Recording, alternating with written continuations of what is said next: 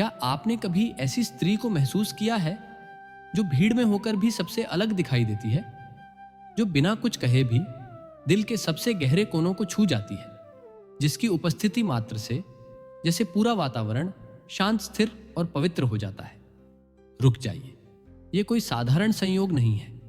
आप शायद किसी ऐसी सौभाग्यशाली स्त्री के संपर्क में हैं जिसका जन्म ही ईश्वर ने किसी विशेष उद्देश्य से किया है। ऐसी स्त्रियां विरले ही मिलती हैं। वे साधारण नहीं, दिव्य होती हैं।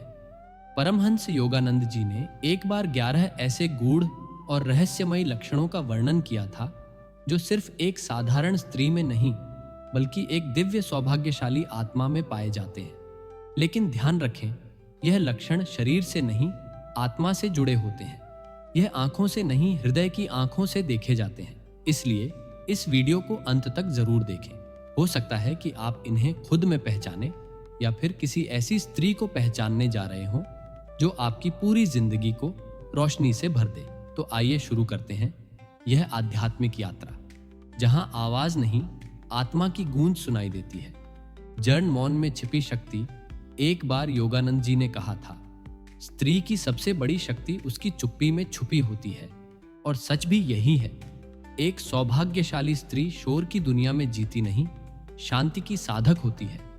वह भीड़ में बोलने की होड़ में शामिल नहीं होती, क्योंकि उसका मौन डर का नहीं, आत्मबल का प्रतीक होता है। जब वह किसी कमरे में प्रवेश करती है तो लगता है जैसे हवा थम गई हो, हर कोई शांत हो जाता है। पर क्यों? क्योंकि वह एक ऊर्जा की लहर होती है। वह तभी बोलती है जब जरूरी हो, और तब भी अहंकार नहीं, अनुभव बोलता है। उसकी वाणी में शब्द नहीं, चेतना बहती है, और यही मौन उसकी पहली पहचान है। दो सेवा में छुपा सौंदर्य। उसका सौंदर्य उसकी त्वचा, कपड़े या श्रृंगार में नहीं, उसकी सेवा में छिपा होता है। जब वह चुपचाप थके हुए पिता के लिए चाय बनाती है, जब वह बिना कहे बच्चों के कपड़े सहजती है, जब वह किसी बीमार की देखभाल करती है, तो यह केवल सेवा नहीं होती, यह उसकी आत्मा से निकला प्रेम और आशीर्वाद होता है। योगानंद जी कहते हैं, जिस स्त्री ने सेवा को पूजा बना लिया, उसने ईश्वर को पा लिया। ऐसी स्त्री कभी श्रेय नहीं लेती।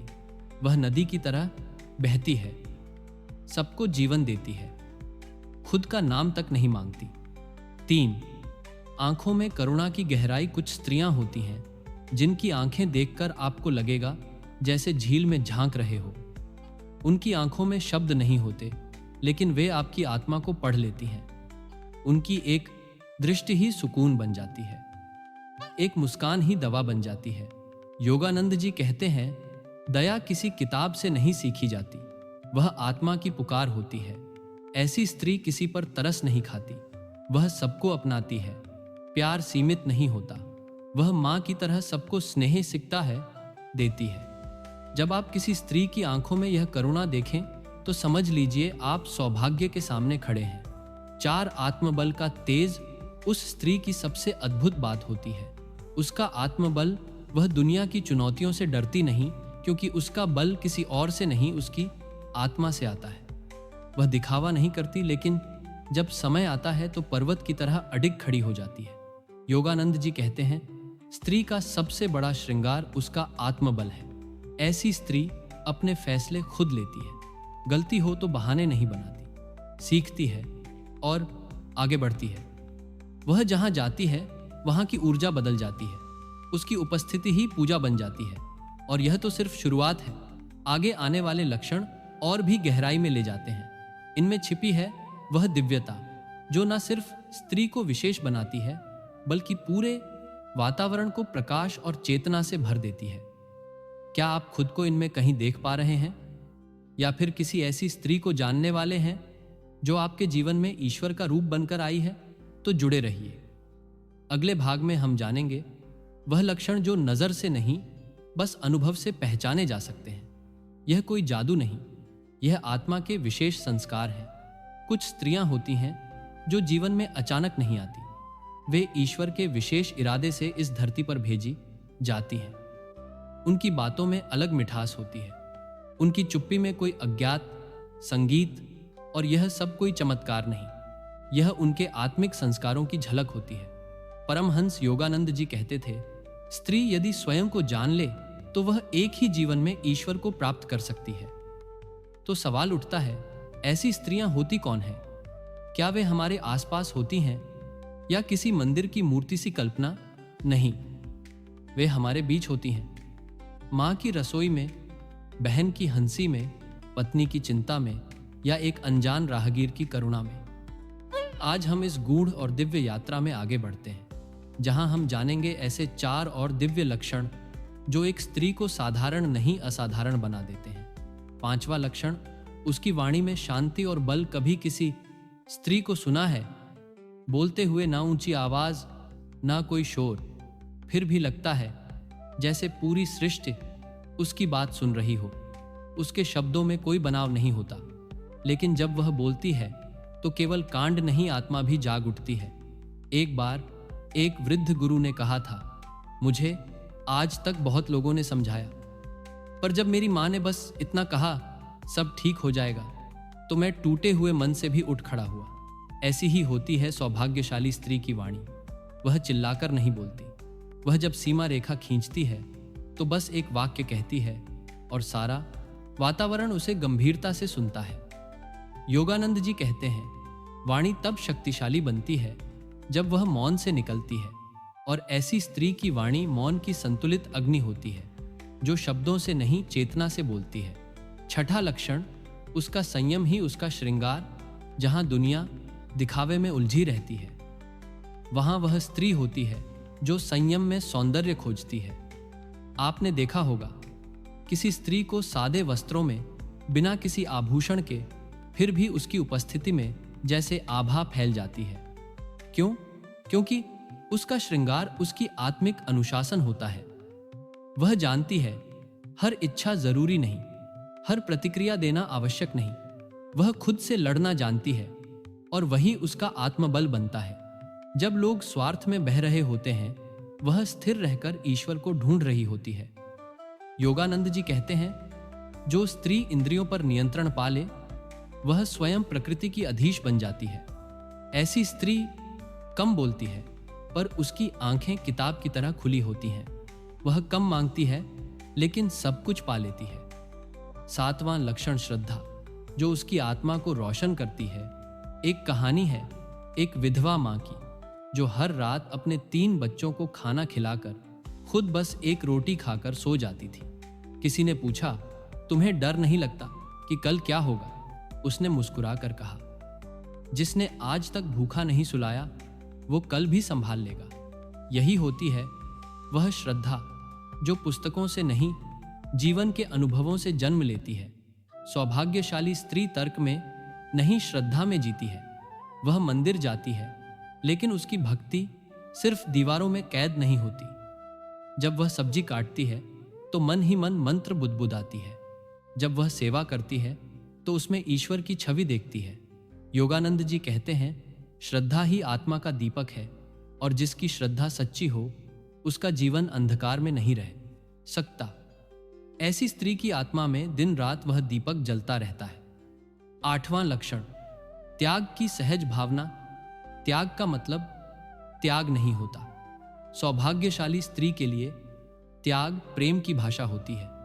उसके त्याग में कोई शिकायत नहीं, ना कोई पीड़ा का प्रदर्शन। वह जब अपने सपनों को बच्चों की हंसी में बदल देती है, जब वह अपने आराम को परिवार के लिए छोड़ देती है, तो यह कोई बलिदान नहीं, यह उसका स्वीकृत प्रेम होता है। योगानंद जी कहते हैं, जो दे सकता है वही सबसे धनवान है, और ऐसी स्त्री वही धन रखती है जो न तो बैंक में बिकता है, न बाजार में बिकता है, बल्कि उसकी आत्मिक उदारता में बसता है। वह रिश्तों को जकड़ती नहीं, बल्कि उन्हें बहने देती है। जैसे गंगा सबको देती है, पर खुद कहीं बनती नहीं। और अभी यात्रा खत्म नहीं हुई। अब तक जो आपने सुना वह सिर्फ झलक है। अभी भी बाकी हैं वे लक्षण जो अदृश्य होते हुए भी सबसे गहरे असर डालते हैं।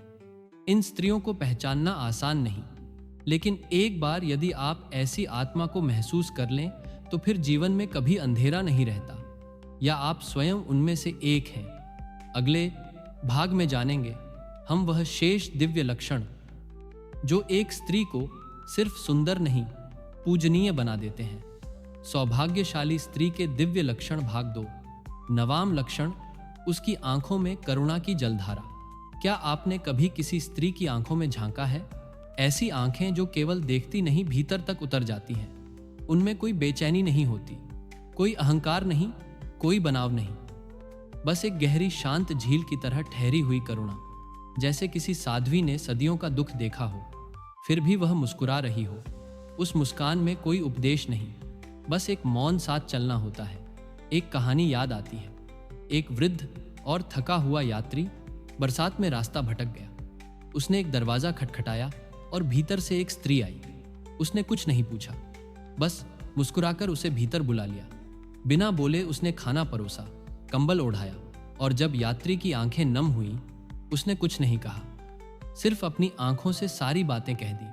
ऐसी ही होती है सौभाग्यशाली स्त्री की दृष्टि।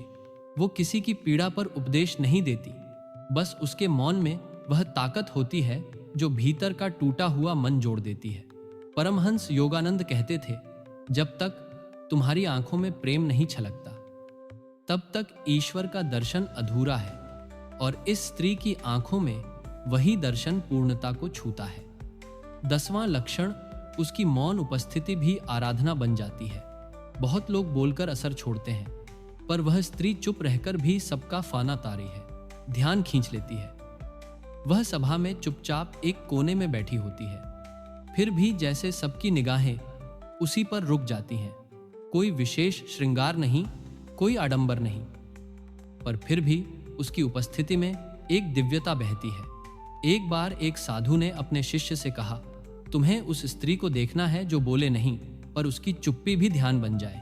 ऐसी स्त्री जब कमरे में होती है तो तनाव गलने लगता है। कोई उदास होता है तो बस उसका पास बैठना एक आशीर्वाद बन जाता है। वह न कोई सलाह देती है, न कोई समाधान, फिर भी वह सबसे बड़ा सल बन जाती है। योगानंद जी कहते थे, सच्ची शक्ति कभी शोर नहीं मचाती, और ऐसी स्त्री की मौन उपस्थिति एक जीवित ध्यान की तरह होती है जो कहा नहीं जाता, बस अनुभव किया जाता है। 11वां लक्षण, वह जहां जाती है वहां ऊर्जा बदल जाती है। यह लक्षण सबसे रहस्यमय है, क्योंकि यह दिखता नहीं, सिर्फ महसूस होता है। क्या आपने कभी देखा है कि कोई स्त्री कमरे में आती है और सारा माहौल बदल जाता है? तनाव जैसे पिघलने लगता है, चेहरों की कठोरता नरम पड़ जाती है और पूरा वातावरण एक सूक्ष्म शांति से भर उठता है। यह जादू नहीं, यह उस स्त्री की आत्मिक यात्रा का परिणाम होता है। वह पूजा पाठ करती है, पर उसका असली पूजन जीवन के कर्मों में छुपा होता है। उसके बनाए भोजन में स्वाद के साथ साथ एक ऊर्जामय स्पर्श होता है जो थकी हुई आत्मा को भी सुकून दे जाता है। एक वृद्ध पिता ने कहा था, जब मेरी बेटी घर आती है तो घर जैसे सांस लेना शुरू कर देता है। ऐसी स्त्री के पास बैठकर लोग केवल बातें नहीं करते, वह भीतर से हल्के हो जाते हैं। जैसे शांत झील के किनारे बैठने से मन ठहर जाता है। योगानंद जी कहते थे, जब आत्मा शुद्ध होती है तो उसका कंपन दूसरों को भी शुद्ध करता है, और सौभाग्यशाली स्त्री की यही पहचान है। वह जहां जाती है वहां ऊर्जा बदल जाती है। अंतिम पंक्तियां, एक मौन प्रणाम। अगर आपने इन पंक्तियों में अपनी माँ की आंखें देखी, या बहन की करुणा, या पत्नी की मौन उपस्थिति, या शायद अपने ही भीतर कोई पहचान पाई, तो यह कोई संयोग नहीं, यह आपके भीतर की दिव्यता की झलक है जो आपको कह रही है कि आप उस पथ पर हैं जहां स्त्री केवल शरीर नहीं, एक चलती फिरती तीर्थ बन जाती है। अगर इस वीडियो ने आपके भीतर कुछ छुआ, अगर किसी दृश्य ने आपकी आंखें नम की, या किसी पंक्ति ने आपको खामोश कर दिया, तो जानिए आप में वह संवेदना है जो ईश्वर की सबसे करीबी अनुभूति है। इस दिव्यता को फैलाइए। वीडियो को लाइक करें, इटर्नल योगानंदा को सब्सक्राइब करें, और कमेंट में सिर्फ इतना लिखिए, मैं ऐसी दिव्यता को प्रणाम करता हूँ, क्योंकि असली श्रद्धा वही होती है जो मौन होकर भी सब कुछ कह देती है।